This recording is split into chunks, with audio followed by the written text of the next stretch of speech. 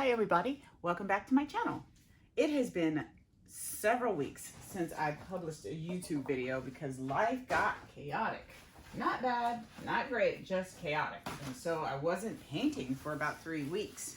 So I couldn't have published a video for you. But I'm back and I'm going to do a Dutch pour, and it's going to be a 3-color Dutch pour on a black background. The colors I'm using are a mixture of DecoArt, Americana metallics in sterling silver and in just silver. By DecoArt Americana metallics, just to give it a deeper silver color. The sterling silver is almost white, and I wanted it to be true silver.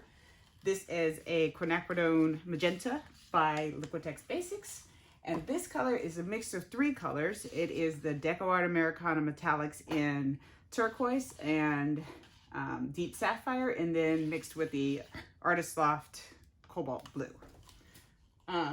Black background. If you notice, I left a canal in the middle because I want to have my colors down on the base, on the canvas, more than I do on the black, so the black doesn't get too involved in the colors.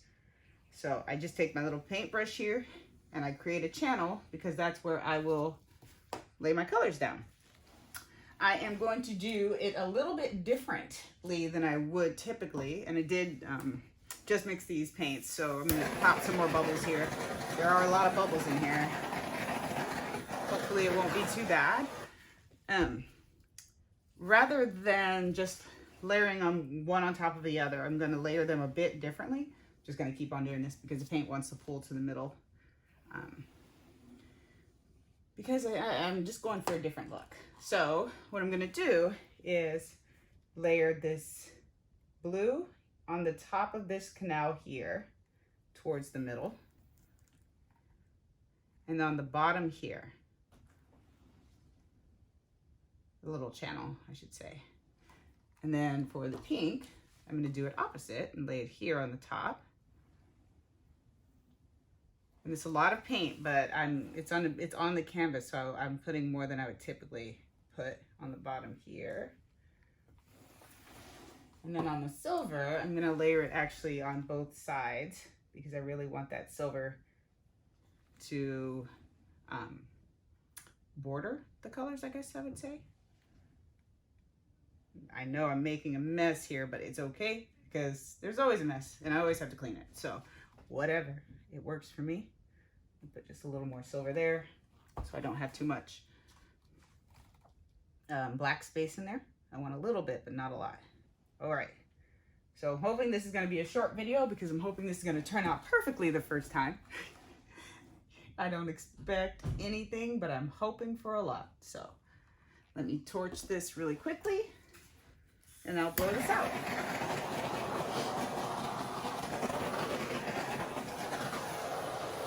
All right, let me grab my blow dryer here, and I'm going to start right in the center.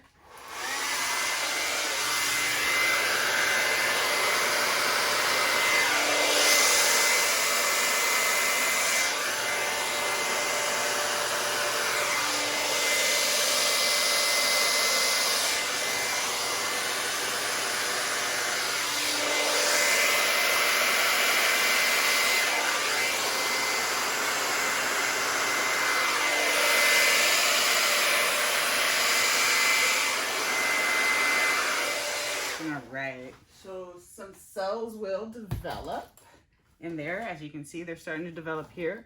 I'm going to torch just a few places here with a smaller torch if it has gas fuel in it. There we go. And I'm going to blow out here just a little bit.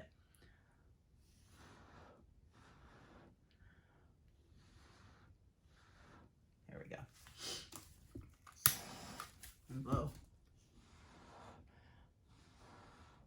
Pink end to the center there, and blow out this just a little bit here. There we go.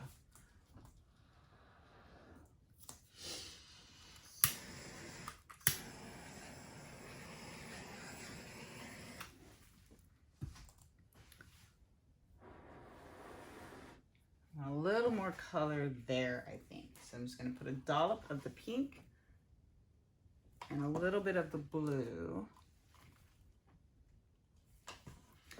Blow that over.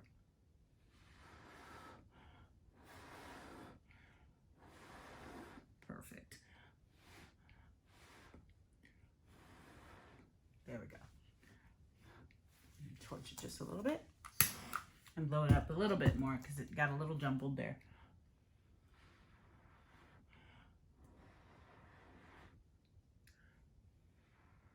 There we go. Blow this solid in because there's blue under there, so I want to try to get it come out.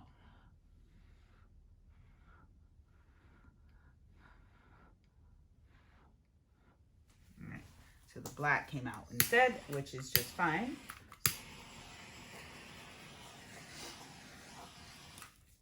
Excellent. This one's super bright and super fun, and I love it. I'm going to get you down, so I will show you a result in just a moment. I'll be right back. All right, guys, here is the final result. It's been about 10 or 15 minutes. My mom came right at the end of my recording, so I had to turn off the camera. She brought us food because she's lovely for tomorrow. She brought us lunch. But I absolutely love how these colors stand out on this black. You get these cells in there, but it's in part because my colors were all mixed with a mixture of Australian Floetrol, American Floetrol, and the Liquitext gloss varnish. And so you get the different kinds of cells because of the Australian Floetrol and the American Floetrol. And because of the gloss varnish, it will dry to a lovely sheen. But this is my final result. I absolutely love it. I will scrape the edges so it doesn't drip and pull my composition. But I love the sides. Thank you guys for watching. I know it's been a while, and if you are still subscribed to me, I appreciate and love the fact that you are, because it's been so long, and it's not my intention to be that long. But subscribe if you'd like. I'd love it. Hit the like button or let me know how you feel in the comments below. Thank you guys for watching, and I will see you next time. Very much sooner than last time. Bye. Hi guys. I'm going to do a little bonus video with my leftover paints from my Dutch pour that you can see right here. I just poured it and I love it, but I have all these extra paints. So most people, when they do a ring pour, which is what I'm going to do on this 12 by 24 canvas, they like to have their paints thicker. But I've discovered that sometimes you get really, really crisp lines if you have your paint's thinner. So when I've been doing these Dutch pours, I actually do ring pours with that leftover paint, which is of course much thinner than you would think for a ring pour. But I really like the result. So that is what I'm going to do today. I've got 3 colors and black, and I'm gonna layer my cup and see what we get when we do this. But because these are so much thinner, I'm gonna really be careful not to let the colors sink into one another. And so when I pour it, I really slowly pour it down the side because I don't want these sinking into one another and blending. So I'm just going to do a few layers of each, separating each time I do 3 colors, each 3 colors, I'm going to put a little bit of black in there just to separate it. And this is just going to be my base color. So it is the same consistency as the rest of these colors. And so just a little bit. And I'll probably keep to the same pattern of colors just because there's only 3 and I don't want to change it up so much that it doesn't look cohesive.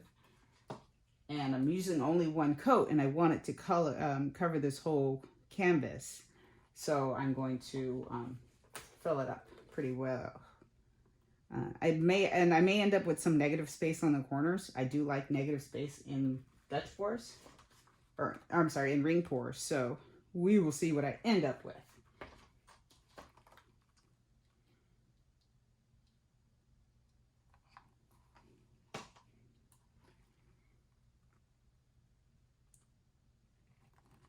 And then 1 more layer of each, and then I will put a puddle of black to pour into, or a puddle of silver. I may put a puddle of silver and just do the black as the flow extender around it because I don't want it to get muddy in the middle. And I'm starting with silver, so I really don't want it to be muddy. And because the colors are so thin, if you pour into the black, you'll create mud right away. All right. I'm just going to end with silver here. And then I'm going to put a puddle of silver. I think I'm going to concentrate more on tilting side to side. Oops. And so I'm going to put a line of silver and then a puddle in the middle of silver.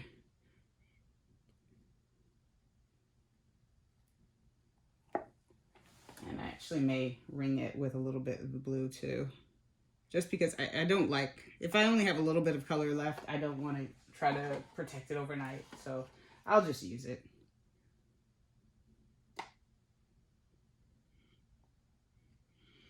All right, so these are my layers. As you can see, there's a bubble there. I'm just going to try to pop that because it will create a cell. All right, so I'm going to do a ring pour, and I'm going to do a traditional ring pour, but I'll elongate it. So I'm just going to start high so I can get the cup going how I want, and then slowly pour.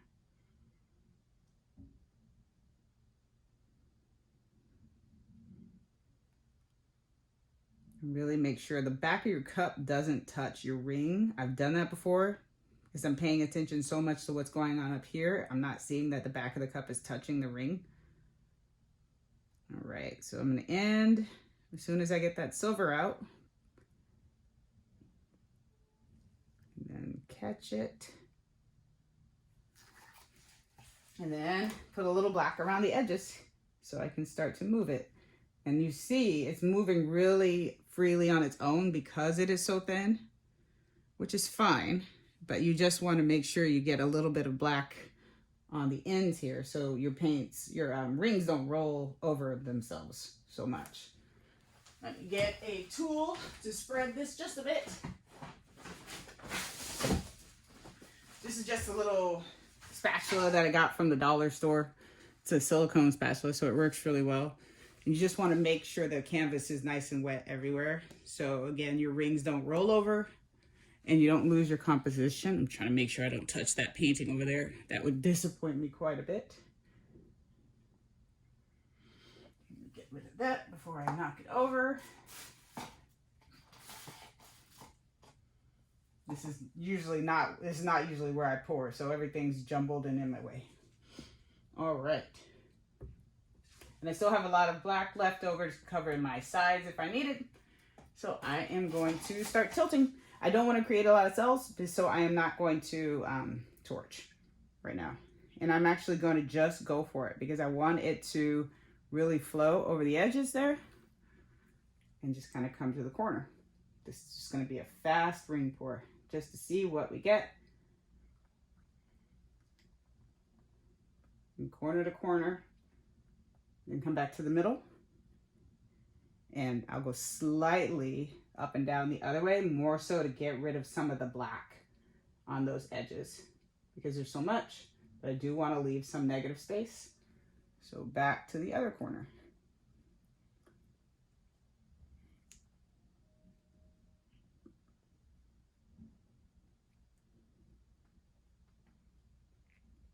So pull it back.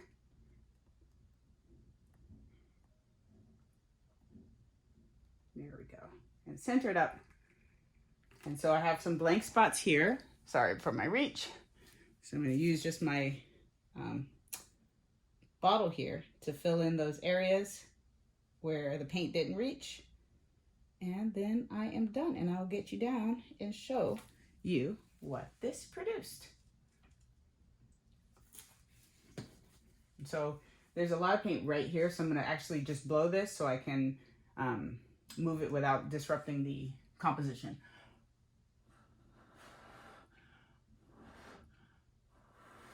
There we go.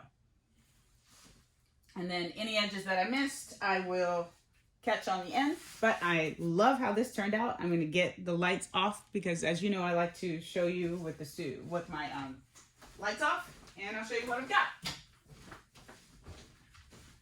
Very carefully take this off since it's right above this painting here. All right. Alrighty. Get that out of the way.